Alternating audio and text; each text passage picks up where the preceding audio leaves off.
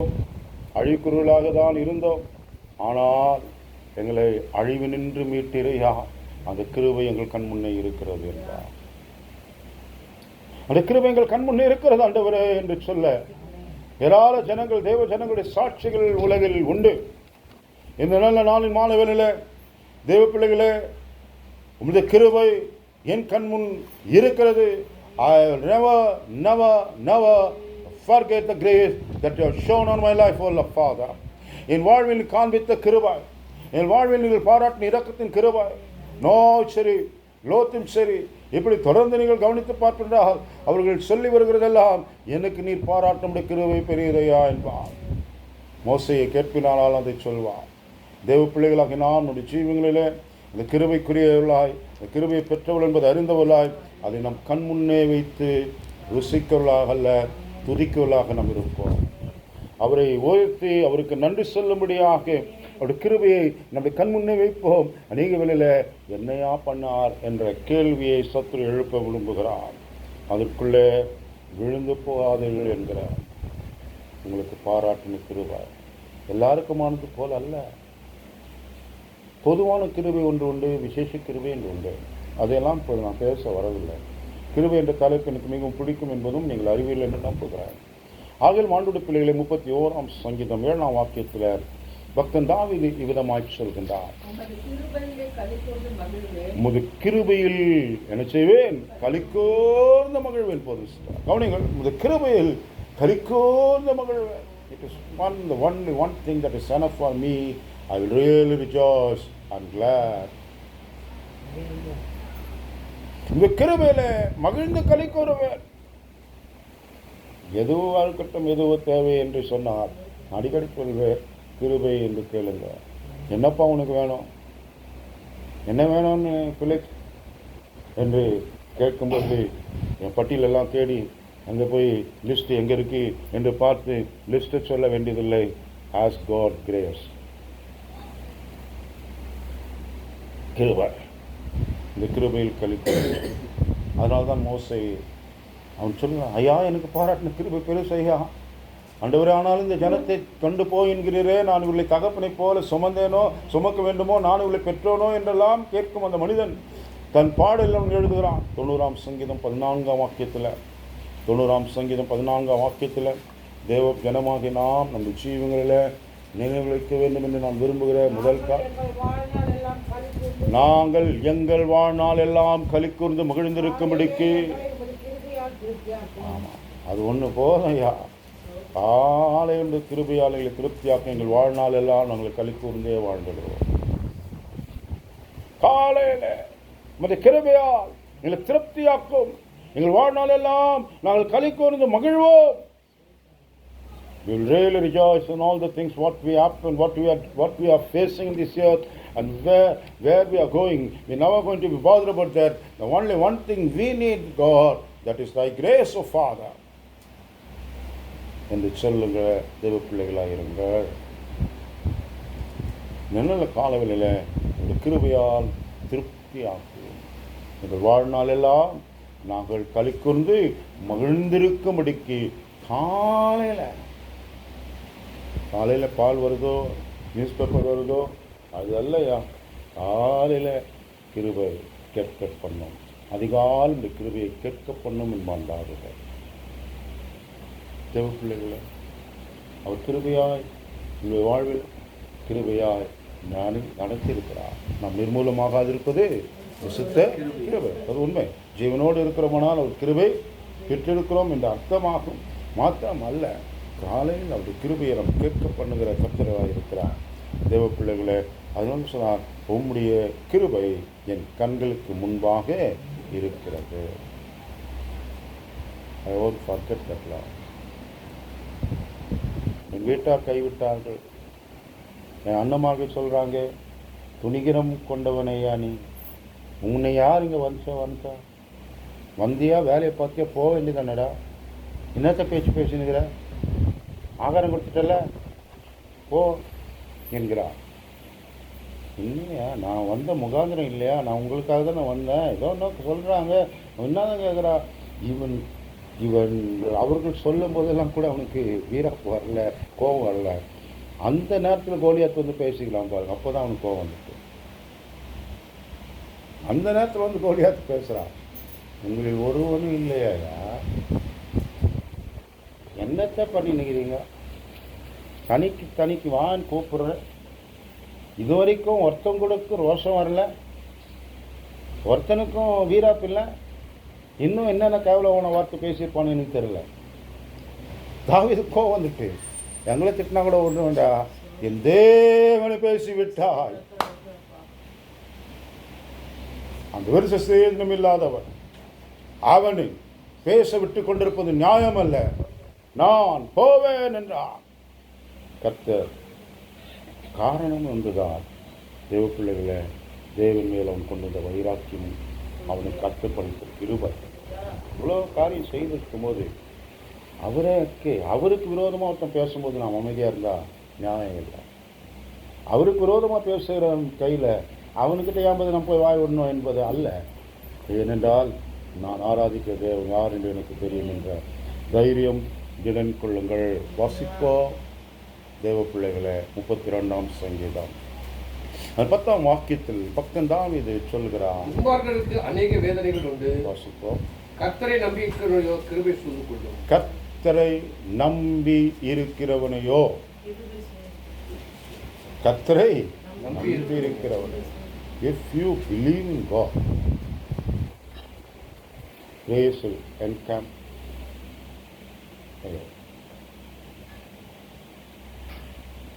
கர்த்தருடைய கிருபை உங்களை சூழ்ந்து கொள்ளும். கவனம் விழுங்கலான்னு சுத்தனா ஏன் இவ்வளோ கிருபை இருக்கு, எங்கே போய் முடியாது போல இருக்குது. ஏதாவது ஒரு பக்கத்தில் கோவம் இருக்கும், ஒரு பக்கத்தில் எதுனா வீழ்ச்சி இருக்கும் என்று பார்க்குறா. இந்த பிள்ளையை அவன் தேடுறான் பாருங்க, எங்கேயாவது இருந்தால் இந்த ஜனங்களை தப்பிக்கலாயா, நீ அங்கே போன ரைட்டில் போனியா, லெஃப்டில் வா, இந்த லாஸ்ட்டில் வா. இந்த லாஸ்ட்டில் எவனா ஆண்டருக்கு விரோதியாக இருப்பான். ஆண்டருக்கு விரோதியாக தான் இருக்கிறானுங்க வாழ்க்கையில். அப்படி ஒன்றும் விசுவாச பலத்தோடு விசுவாச பயணத்தில் அவள் பயணிக்கலை. ஆனாலும் ஆண்டவர் அவளுடைய பாவங்களை பார்க்கவில்லை, வாக்கு தத்துவத்தை தான் பார்த்து கொண்டிருந்தார். I have promised to the people of God, to my Abraham, Isaac and Jacob. He is the descendant of the children of Abraham. I won't curse them. யார் அவர்களை சபிக்க வந்தாலும் அவர்கள் சபிக்க விடுகிறார். ஆனால் அந்த வாரத்தில் அவர்கள் போய் வெட்டாதபடி அந்த வார்த்தை மாறுகிறது. சபிக்கணும் தான் வார்த்தை தாடுறான், ஆனால் சாப வார்த்தை வெளியே ஆச்சரியப்படுகிறார். என்னையா இது? I cannot do that. பிள்ளைய உனக்கு புரியல, உனக்கு புரியல, உனக்கு எப்படி புரிய வைப்ப? நான் எவ்வளோ ட்ரை பண்ணுறையா, ஆனால் என்னால் முடியல என்கிறார். அதுதான் உண்மை. ஆனால் கவனிப்போம், தொடருவோம். கிருபை சூழ்ந்து கொண்டால் அதுதான் பெரிய பாக்கியம். உங்களை ஒருவனும் சபிக்க முடியாது, ஒருவரும் உங்களை இயேசு தூக்கி எறிந்து விட முடியாது. அநேக பதறி போல நம்மை பறக்கடித்து விடலாம் என்று உலகம் நினைக்கலாம். கர்த்தருடைய பிள்ளைகளே, நம்புங்கள். கர்த்தரை நம்பியிருக்கிறவனை கிருபை சூழ்ந்து கொள்ளும். பணத்தை நம்பி இருக்கிறவன், பொருளை நம்பி இருக்கிறவன், பதவியை நம்பி இருக்கிறவன், படிப்பை நம்பி இருக்கிறவன், எல்லாம் வீணாய் போனதை உலகம் காண்பிக்கிறது. எல்லாம் வீணாய் போயிருக்கிறது உலகம் காண்பித்து தான் இருக்கிறது. ஆதலால் உயர்ந்தாலும் கர்த்தரை நம்புங்கள். நான் எல்லாரும் கர்த்தரை நம்புகிறேன். வேறு யாரையா என் நம்பிக்கை? வேறு யாரையா நான் நம்பிக்கையாக இருக்கிறேன்? என் தம்பிங்கோ, எங்கள் அண்ணன் வந்துடுவாங்க, என் அக்கா வந்துடுவாங்க, என்னுடைய தங்கச்சி வந்துடுவாங்க, இல்லை என் மாமனார் வந்துடுவார், என் மாமியார் வந்துடுவார், என் சம்மந்தி வந்துடும், என்னுடைய மச்சனி வந்துடும், இது இல்லையா என் தளபதி வந்துடுவான் தாவீதை கேட்டு நான் சொல்லுவேன். அப்படி எல்லாம் நான் யாரும் நம்பினேன் இல்லையா. வேறு யாரை நான் நம்பியிருக்கிறேன்? நீரே நம்பிக்கிறேன். இந்த தெளிவு உறுதி எப்பொழுதும் தேவனில் கொள்ளுகளாக இருங்கள். தேவ பிள்ளைகளை, தேவனில் நம்பிக்கை வைத்தது நம்பிக்கை உண்மையானதாக இருக்கட்டும். 33ஆம் சங்கீதம், 33ஆம் சங்கீதம், அது 22ஆம் வாக்கியம்.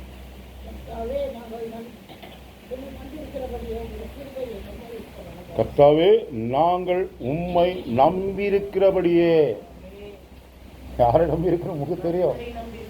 சும்மா வெளிக்கு சொல்கிறோம், ஆனால் நீங்கள் தான்யா. கர்த்தாவே, நாங்கள் உம்மை நம்பியிருக்கிறபடியே இந்த கிருபை எங்கள் மேல் இருப்பதாக. தேவ ஜனமே, கிருபை ஒன்று போதும் என்பதை அநேக முறை நாங்கள் வலியுறுத்தி இருக்கிறோம். அதனால் கிருபை பெற்றவளாய் வாழுங்கள். கிருபை பெற்றிருக்கிறோம், நிச்சயம் ஒரு உண்மை. கிருபையை பயன்படுத்தும் பிள்ளைகளாய் வாழ்வோம் என்று அநேக முறை உங்களுக்கு சொல்லி வலியுறுத்தி இருக்கிறார். இந்த நாளில் மானில் தாவீது சொல்லும் ஓர் அறிக்கை, கர்த்தாவே, என் கண்கள் இந்த கிருபையை மன்னிங்கள், உம்முடைய கிருபை என் கண் முன்னே இருக்கிறது. இந்த கிருபை என் கண் முன்னே இருக்கிறது. I set thy grace before my eyes. I set thy grace before thy eyes, before my eyes. என் கண் முன்னே உன் கிருபையை நிறுத்தி வச்சிருக்கிறார். இவ்வளவு செய்யா, நீ திடீர்னு உன் சாமர்த்தியம்னு உலகம் சொல்லும். நீ ஒருத்தன் தான் போத இப்படி இருக்கிறான்.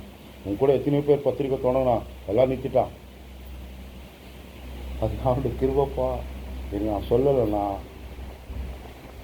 வேற கெட்ட சத்துரு அருகையாக இருக்கிறான். வேற கெட்ட சத்துரு வேறாக இருக்கிறான். தெய்வ பிள்ளைகளை ஆண்டோடைய சின்னமே மறந்துடவே வேண்டாம்.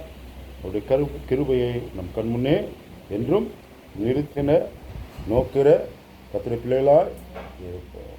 இந்த மாதத்தின் பத்திரிக்கை, அதாவது ஜூன் மாத பத்திரிக்கை ஆயத்தமாய் கொண்டிருக்கிறேன். இன்னும் அதில் டைப்பிங் எல்லாம் கடந்து போகவில்லை. போன மாதமே எழுத வேண்டியது. ஆனால் அதில் 200 கேள்வி நம்ம மக்களுக்கு தரணும் மே மாதத்தில். ஏன்னா அநேகர் லீவில் இருப்பாங்க. எல்லோரும் ஹோம் ஒர்க்கு ஸ்கூலில் மாத்திரம் இல்லை, சர்ச்சும் ஒரு ஹோம் ஒர்க் கொடுக்கணும்னு நான் விரும்பினேன். அநேகர் எழுதிட்டாங்க. ஜூன் மாதம் 15ஆம் தேதி தான் அதுக்கு லாஸ்ட் டேட்டு, ஜூன் 15 தான். ஆனால் எல்லோரும் எழுதியிருக்கிறாங்க. எழுதினவங்களும் வாலிப்பிள்ளைங்கள நம்ம சர்ச்சு நபர்களும் இல்லை. ஆனால் எழுதுகிறார்கள். அது காரணம் என்னென்றால் வேறு டேஸ்டத்தை விடக்கூடாது. அது நேரம் செலவழிப்பதனால் உண்டான நன்மையை அவர்கள் பெறுகிறார்கள். அதற்கு ஒரு சிறிய கருவியாக நாம் உதவி கொண்டிருக்கும் போது வாசிக்கலாம். 52ஆம் சங்கீதம் 8ஆம் வசனம். 52:8 சங்கீதம். நானோ தேவனுடைய ஆழத்தில் பச்சையான ஒலிவ மரத்தை போல் இருக்கிறேன். நானும் பச்சையான ஒலிவ மரம் போல் இருக்கிறேன். நீ நினைக்கிற வாடி போயிடுவான், வெட்டி போட்டுடலாம், அவ்வளோதான் முடிஞ்சது இவங்க. ஆனால் அப்படி இல்லையா, நீ ஆலயத்தில் இருக்க பச்சையான ஒலிவ மரம், கை வைக்க முடியாது, உள்ளே வர முடியாது. ஆலயத்தில் இருக்கிற பச்சையான ஒலிவ மரம். ஆகையால் தாவீது நம்பிக்கை தான் அவனை வாழ வைத்ததானே ஆதாரம். ஆகையால் தான் உங்களுக்கு சொல்கிறேன், நானும் தேவனுடைய ஆலயத்தில் பச்சையான ஒலிவ மரமாக இருக்கிறேன். தேவனுடைய கிருபை நம்பி இருக்கிறையா? நான் யாரையும் சார்ந்து அவர்கள் இவர்கள் என்று சொல்வதற்கு ஏராளங்கள் என்னை சுற்றி இருக்கிறார்கள், இல்லை என்று நான் சொல்ல மாட்டேன். ஆனால் அவர்களிலும் என் தேவன் கிருபையை தான் என்னை வாழ வைக்கிறது என்பதை கூறுகிறார். இது அறிக்கிடுதல தயங்க வேண்டாம். அவங்க கோச்சுக்குவாங்க, இவங்க கோச்சுக்குவாங்க. நம்ம இவ்வளோ விஷயம் நம்ம கூட இருந்து செய்கிறோம். ஆனால் ஆண்டவர்கள் கிருபை தான்றான். இருந்தாங்க, நான் கொடுத்துருந்தா, நான் கொடுக்கலாம், இப்படி கொடுக்கலாம் என்றெல்லாம் சத்துருவங்களை தூண்டி விடுவான். யாரை? கூட நிற்கிறவங்கள. அதனாலும் ஒருபோதும் ஒரு நாளும் அப்படி கிருபையை உயர்த்ததில் தயங்க வேண்டியதில்லை. Don't hesitate to praise the grace of God. தேவ பிள்ளைகளை ஏராளரை சொல்லிக்கொண்டே இருக்கலாம். அவனுடைய ஜனமாக நாம் நம்முடைய ஜீவங்களில் கிருபை நமக்கு முன்னே இருக்கு. ஆனால் சத்துரு நம்ம துக்கத்தை முன்னே நிறுத்தி வைப்பாள். இவ்வளோ விஷயம் இருக்குது, நீ கிருபன்ற, ஆனால் உன் விஷயம் தெரியுமா என்பா. வாசிங்க 38ஆம் சங்கீதம் 17ஆம் வசனத்தில் தாவீது தான் சொல்கிறான், அவனுடைய வாழ்க்கையில் அவனுக்கு ஏற்பட்ட இன்னல்கள் நான் தடுமாறி விழ ஏதுவாக இருக்கிறேன். ஆமாம், என் துக்கம் இதை மாற்றிட்டு கிருபை முன்னே வைக்கணும்னா துக்கம் முன்னால் ஒன்று நிற்கிது. கர்த்தாவே, உங்களுடைய கிருபை என் கண் முன் இருக்கிறதுன்னு சொன்னால், ஆனால் மறுபக்கம் யோசிக்க வைக்கிறா சத்ரு. பண்ணிட்டாராங்க, முடிச்சிட்டாரா, செய்துட்டாரா, நடந்துச்சா என்று அது கிளப்பும்போது துக்கம் தானாக வந்து முன்னே நிற்குது. துக்கம் நமக்கு தானாக வந்து, ஆனால் கலிக்கூற பண்ணும் கிருபையை நம்புங்கள் என்கிறார். இங்கே சும்மா விட மாட்டாங்க.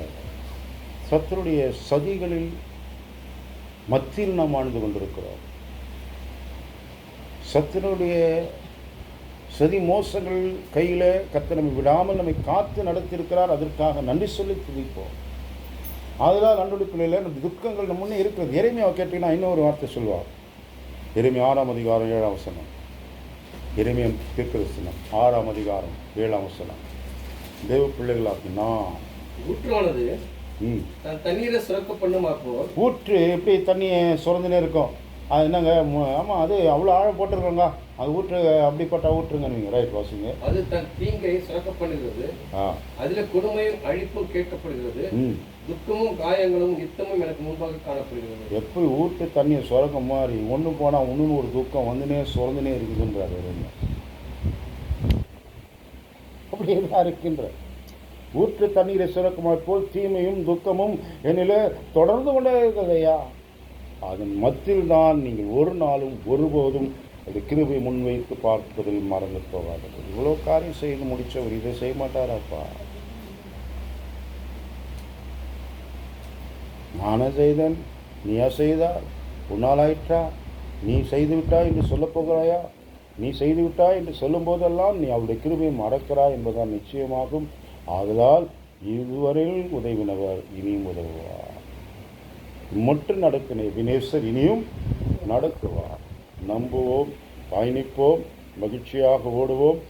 முன்னே துக்கம் இருக்கட்டும், வேதனைகள் பொல்லாப்புகள் இருக்கட்டும், அத்தனை மத்தியில் தேவ பிள்ளைகளாகி நாம் நமது வாழ்வில் நம்பிக்கையோடு பயணிப்போம். இரண்டாவது, நம் முன்னே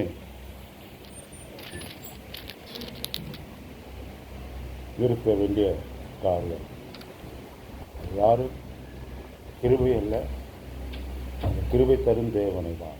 அதனால தான் பக்தன் சொல்வார், அப்போஸ்தலர் நடவடிக்கைகள் 2ஆம் அதிகாரம் 25ஆம் வசனம். Acts chapter 2 verses 25. அவரை குறித்து தாவீது இரண்டாவது அவர் சொல்கிறார், கர்த்தரை எப்பொழுதும் எனக்கு முன்பாக நிறுத்தி நோக்கி கொண்டிருக்கிறார். அவர் எனக்கு வலது பார்த்து இருக்கிறபடியால் நான் அசைக்கப்படுவதில்லை என்று தாவீது சொல்கிறார். நான் வாசிங்க, அது கரெக்டா?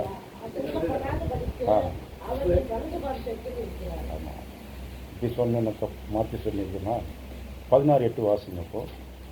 அங்கே சங்கீதம் அந்த வசனம் தானே சொல்கிறாரு. அவர் தாவீது சொல்கிறார்ல,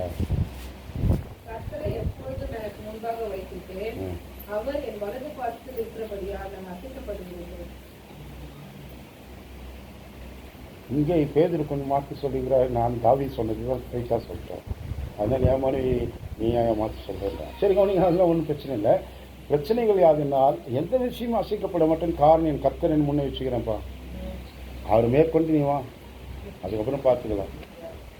இதுதானங்க, அவரை பார்த்துட்டு வா என்று சொல்வீர்களே, அதுபோல் நம்முடைய வாழ்வில் நம்முடைய காரியங்களில் நமக்காக வழக்காடுகிறோம், வாழ்க்கையின் காரியங்களை செய்து முடிக்கிறவரும் நமக்கானதை செய்து கொண்டிருக்கிறவருமான தேவனை நாம் நமக்கு முன்னே வைத்திருக்கிறோம்.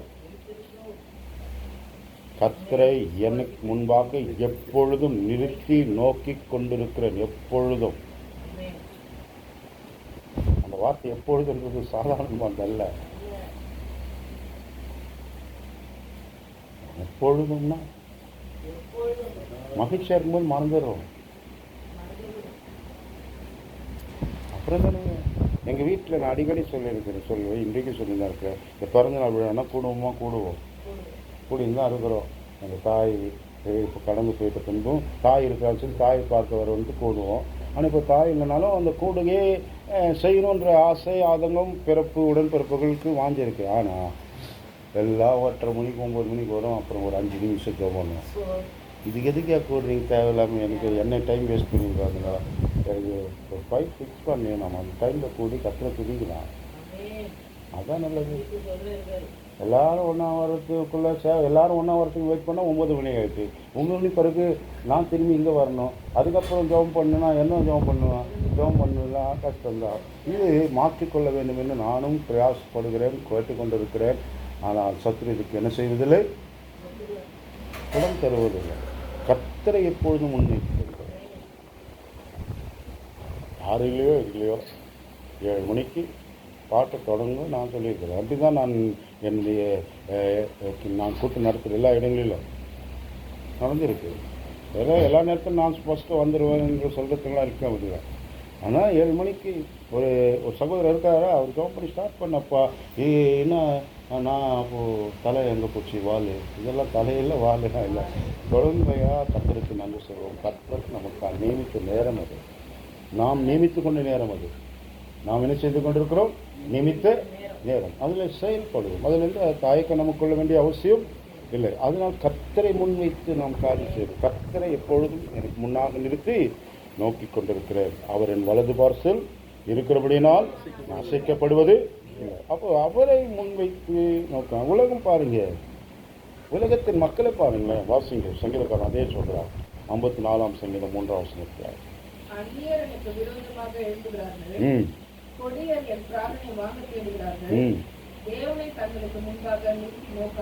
அவர்களுக்கு அது வேலை இல்லை. யாருக்கு என்ன தீமை பண்ணணும்னு ஒரு கூட்டம் இருக்கும். அவர்களை பார்த்துன்னு நீங்கள் எதையும் பண்ணி விடாதீர்கள்.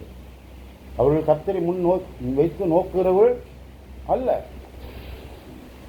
அது மத்தியிலே நாம் வாழ்ந்து கொண்டிருக்கிற தேவ பிள்ளைகளாக நாம் கர்த்தரை எப்பொழுது முன் வைத்து நோக்கிற கர்த்தருடைய பிள்ளைகளாக இருப்போம். அவரை முன் செல்ல விடுவோம். அவள் ராஜா முன்னணியில் போகிறார். அவள் ராஜா முன்னணியில் போகிறார். போனால் தடை இருக்காது. அப்படிதானே? ராஜா போனால் வெறும் யார் முதல்வர் போனால், என் கவுன்சிலர் போனாலே என்ன பண்ணிடுறானா? அப்போ ஆண்டோட பிள்ளைகளை நம்முடைய ராஜா தேவன் போக நான் எந்த தடை என்னங்க இருக்கோம். அதனால் அவர் தான் முன்னிலையில் வைக்கணும் என்பது ஆண்டு விரும்புகிறார். அவர் முன்னிலை வைப்போம். மல்கியா மீகா 2:13 தான் சொல்கிறாரு, தடையை நீக்கிறவர் நமக்கு முன்னே போகிறார். அவர்கள் என்ன செய்வார்களாம்? வாசிங்க பார்க்கலாம் வேகமாக, டைம் நமக்கு இல்லை.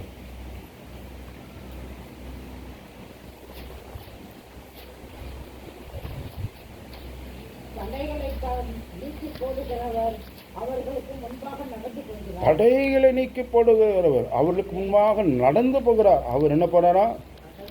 நடந்து போக உங்க நீங்கள் நடந்து வர்றதுனால அவரும் நடந்து வர்றாரு. அப்படிப்பட்ட தேவன்.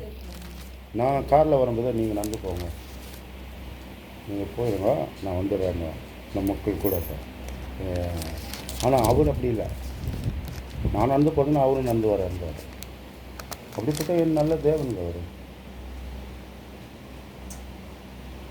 அது சரி சமமாய் பார்க்கிற நல்ல தேவன். He's such a loving God.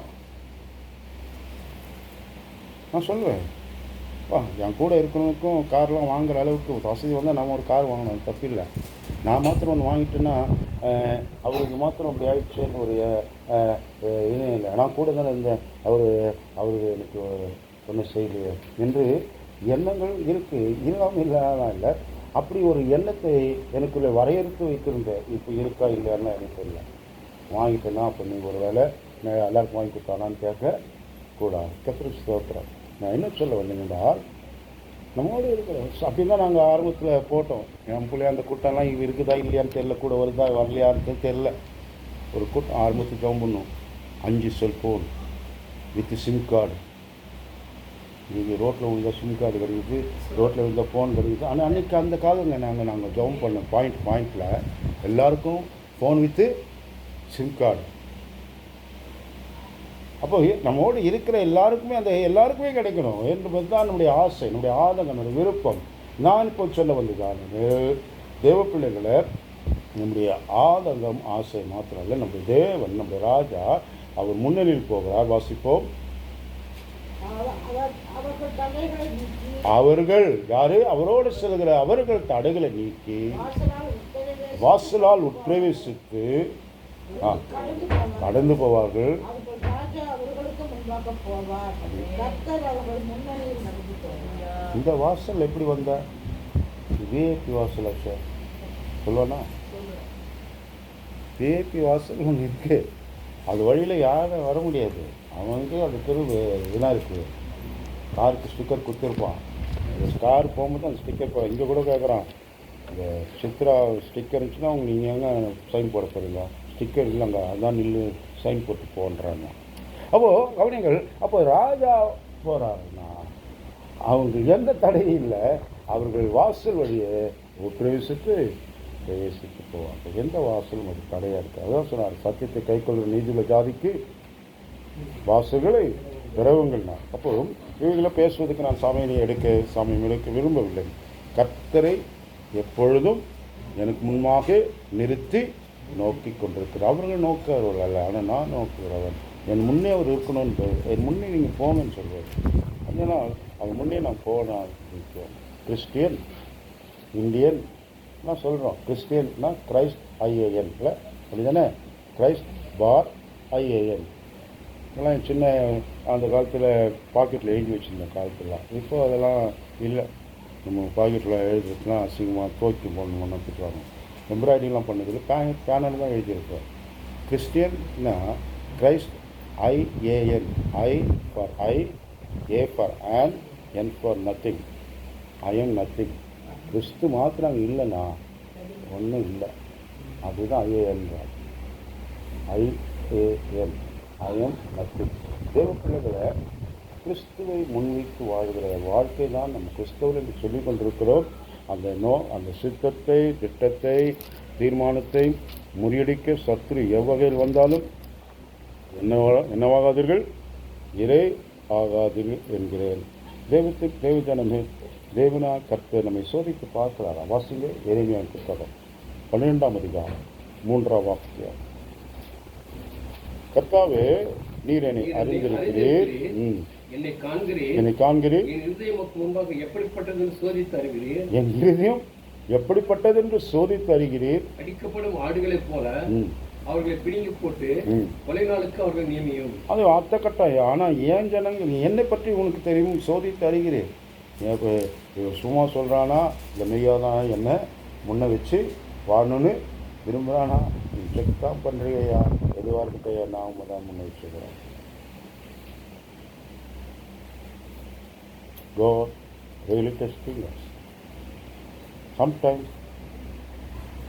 we used to put ourselves, எங்கள் இந்த ஆங்கில டீச்சர் தான் அடிக்கடி சொல்லுவாங்க, put the donkey last ன்னுவாங்க.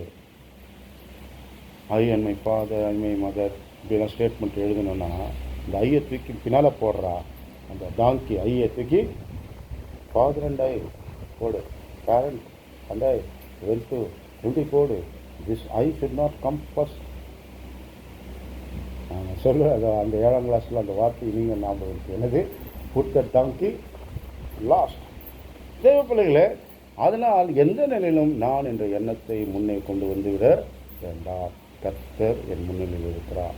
3ஆவதாக வேகமாக சொல்லிவிட்டு போகிறேன். ஆண்டோடு சொந்தமாகி நான் ஒரு ஜீவங்களிலே நினைவிப்போம். சங்கீதம் 18ஆம் சங்கீதம் 22ஆம் வசனம்.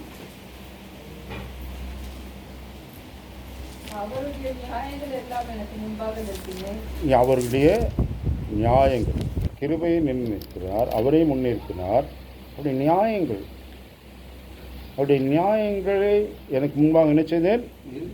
அவர் அநியாயம் எல்லாம் செய்யலைங்க, அவர் நியாயமாக செய்த விஷயங்கள் நிறைய இருக்கு. மனிதன் தான் சொல்கிறான், உனக்கு நடந்தது அநியாயம் ஃபெலிக்ஸு, இப்படிலாம் இந்த வயசுலையா அப்படி ஆகணும், இந்த விஷயத்தில் எப்படி இருக்கணும் என்றெல்லாம் கேட்டவர்களும் முன்பே என் பாதையில் நான் கடந்து வந்த பாதையில் இன்றும் சரி என்றும் சரி. Sometimes people used to say what you are facing is not fair. நியாயம் இல்லை, நியாயமா ஏமாந்துட்டீங்க, என்ன ஏமாந்துட்டீங்கம்மா, அநியாயமா அவனும் உதவி செய்ய போகிறதில்லை. ஆனால் என்ன சொல்வார்கள் பொதுவாக, நியாயமாக சிக்கிக்கிறீங்களா, வேஸ்ட்டாக போய் மாட்டேங்க. ஆனால் ஆண்டவர் நியாயமானவர். நீங்கள் தெரியாமல் போய் அநியாயமாக உங்களை சிக்க வைத்தாலும் கூட நியாயாதிபதியாய் நியாயம் செய்கிறவர், சீக்கிரத்துக்கு நியாயம் செய்வார். இந்த வாரத்து முதல் நாள் நாம் கவனிப்பது சொல்லுங்கள். அவருடைய காலமும் நியாயமும் என் முன் இருக்கிறது என்று நாம் வாசித்தோம். தேவ பிள்ளைகளாகிய நீங்கள் நினைவு தைரியமாய் கொள்ளுங்கள். அவர் நியாயங்கள் தள்ளி போடுகிறவர் அல்ல.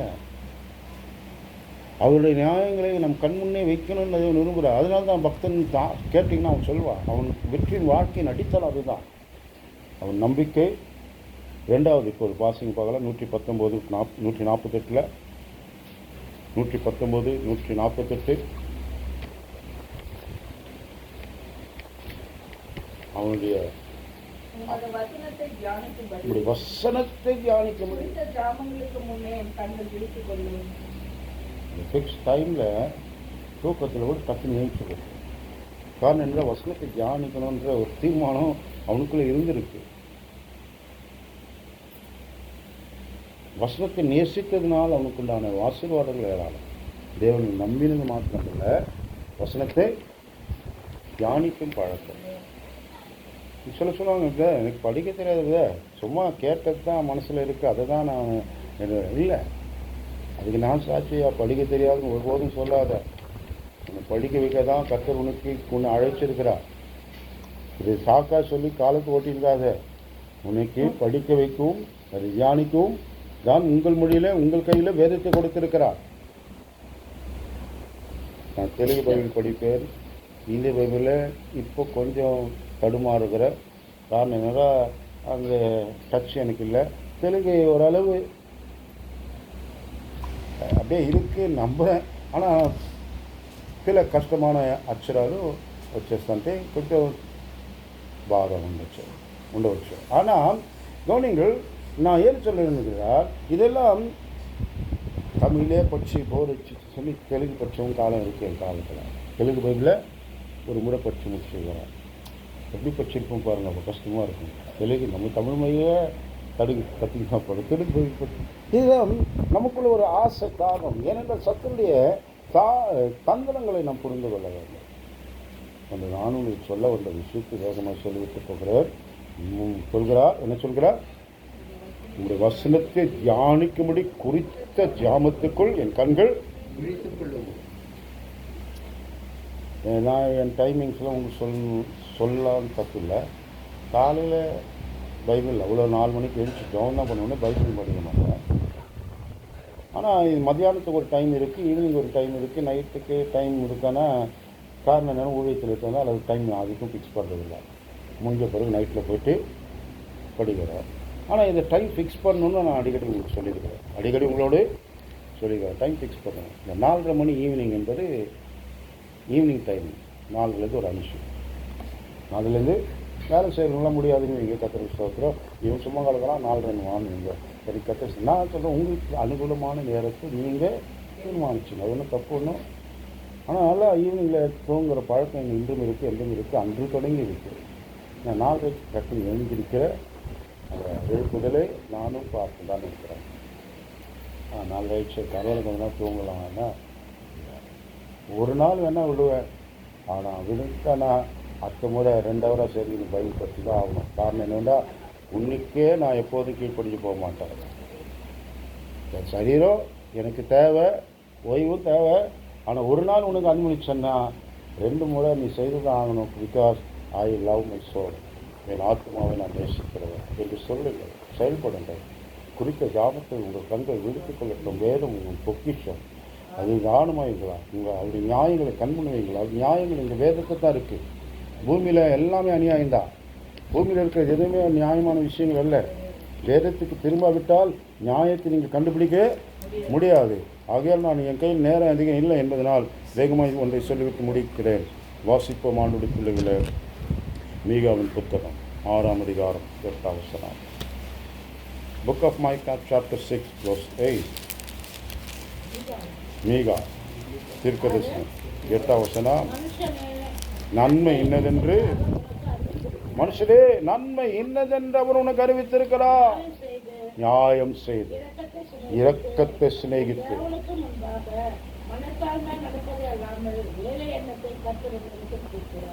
வேற ஒன்றும் பெருசாக மலையை சாட்சித்தோம்லாம் என்கிட்ட கேட்கலடாப்பா. பின்னால் ஒரு 1000 ஆத்துமாக்கள் வந்து நிறுத்தணும் கேட்கல. அவர் ஒன்றும் பங்காக ஒரு 100 கூட்டின்னு வந்தினா தான் நான் உன்னை பரலோகத்தில் சேர்ப்பேன்னு சொல்லியிருந்தான்னா கூட கஷ்டம்தான் ஃபிலிக்ஸ்க்கு நினைக்கிறேன். தெரில எனக்கு 100 ஆயிடுச்சா 150 ஆயிடுச்சா நான் கணக்கு வைக்கல. ஆனால் ஒன்று மாத்திரம் தெரியும், ஆண்டு சொல்ல உன்னையும் உன் வாழ்வும் உன் ஆத்மாவன் பார்த்து நீ பத்திரமா வந்துனா போதும். அதுதான் ஆண்டவர் விரும்புகிறார். ஆமாம், நம்ம எந்த மட்டும் நாம் அநேகருக்கு நாம் அவருடைய வார்த்தையை பகிர்ந்து கொடுத்து கொண்டு தான் இருக்கிறோம். அதனால தான் ஓடிக்கொண்டிருக்கிறோம். ஓட்டத்தை நோக்கம், வாஞ்சை, விருப்பம், ஆசை, தாகம், அதுதான் நம்முடைய ஆசை. ஆண்டுடைய பிள்ளைகளே, இந்த நாளை நாம் நினைவு வைப்போம். நேற்று ஒருத்தன் ஒரு சகோதரன் தான், இந்த பொண்ணை 4வது தாட்டி வராரு. இதான் நான் ஃபஸ்ட் டைம் நான் வரேன்றேன். இப்போ 3 தாட்டி வந்து உனக்கு எப்போ தெரியும்? 4 தாட்டி வந்தேன்டான்னு ஒரு தாட்டி சொன்னேன். முன்னால் வந்திருக்கிறோம், இங்கே இந்த இடத்துல வந்து எல்லாம் கட்டி பிடிச்சின்னு ஆளுதாங்க ஜெபிச்சாங்க, நம்ம கூட்டாலாம், அவங்களாம் இப்போ வரல. உடனே நம்ம தம்பி ஒருத்தன் சொல்கிறான், இது 4வது முறை எனக்கு வராதுங்க. எத்தனை முறைனா வரட்டும், எத்தனை முறை போனாலும் அத்தனை முறையும் சத்தியம் சொல்ல தான் போகிறோம். அவங்க ஒரு பொருளை கிளப்பி விட்டாங்க. இவர் போகிற இடத்தெல்லாம் கிறிஸ்டின் பேப்பர் படிப்பாங்க, அவங்கள பார்க்கறதுக்கு தான் போகிறாருங்க. அவங்க நிறைய பேர் படிக்கணும்னு இருக்கிறாங்க, நான் பார்க்கறதே விட்டாங்க. ஏன்னா அவங்களுக்கும் என்ன தெரியாது, அவங்களுக்கும் யாரும் தெரியாது. போகும்போது சிலரை மாத்திரம் பார்த்துருக்கோம், சிலரை நம்ம போய் அழைத்து கொண்டு போயிருக்கிறோம். அவர்கள் எல்லாரும் நம்ம அன்போடு உபசரித்த இடமும் கூட இருக்கிறது. ஆனால் இது ஒரு இதுக்காக தான் அவர் இங்கே வந்தார். அதுக்காக வந்தால் என்ன தப்பா? நான் கேட்குறேன், அதுக்காக வந்தால் கூட ஒரு தப்பு இல்லையே. ஆனாலும் எதையாவது ஒன்றை சொல்லி ஆண்டுடைய பயணத்தையும் ஆண்டுடைய ஊழியத்தையும் தடை செய்யும் சத்துடைய தந்திரத்தை கவனித்து ஜெயித்துக் கொள்ளுங்கள். மனத்தானே நடப்பது எல்லாமே வேறு எதை உன் தேவனாய் கர்த்தர் உன்னிடத்தில் நியாயம் செய்து இறங்கி எனவே சரி, இதுதான் அதுக்காக தான் நம்ம போகிறோம். நியாயம் செய்யறதுக்கு தான் போகிறோம், இறங்குறதுக்காக போகிறோம், அவளுக்கான காரியம் செய்யறதுக்காக போகிறோம், அவளுக்கு பட்சமாக இருக்கிறோம் என்று நாம் அவளுக்கான சத்தியம் சொல்ல போகிறோம். இந்த நினைப்பும் இந்த எண்ணமும் நம்ம ஒரு நாளும் குறைந்திட வேண்டாம். தேவனுக்கு ஓடுவோம். கர்த்தாவே, என் கண்முன் உங்களுடைய கிருபை இருக்கிறது. என் கண்முன் உங்களுடைய கிருபை நிறுத்தி இருக்கிறேன். 2வது சொன்னார், என் கர்த்தாவே எப்பொழுதும் என்னை உம்மை முன்னேற்றி நோக்கி கொண்டிருக்கிறேன். கர்த்தாவே எப்பொழுதும் உம்மை என் முன்னே நிறுத்தி நோக்கி கொண்டிருக்கிறேன். 3 கர்த்தாவே உங்களுடைய நியாயங்கள் என் கண் முன்னே நிறுத்துகிறார். அந்த நியாயங்கள் ஒரு நாளும் அவர் எனக்கு தீங்கு செய்துவிட்டார் என்று சொல்கிற எண்ணமும் வார்த்தையும் சிந்தையும் வர வேண்டாம். வந்தாலும் மண்ணில் என்று கேளுங்கள். தெரியாமல் பேசியிருக்கையா, நீ நியாயமானவரையா, ஒரு நாளும் எங்களுக்கு அநியாயம் செய்ய ஒரு நாள் நியாயம் எங்களையும் ஆளக்கூடாது. எங்கள் வாழ்வில் நீர் பெரியவர், உமக்கு உரியவர்களாக இருப்போம் என்று சொல்வோம். தலையில் தாழ்த்தி ஜெபிப்போம். நமக்கு இருக்கிற சகோதரன்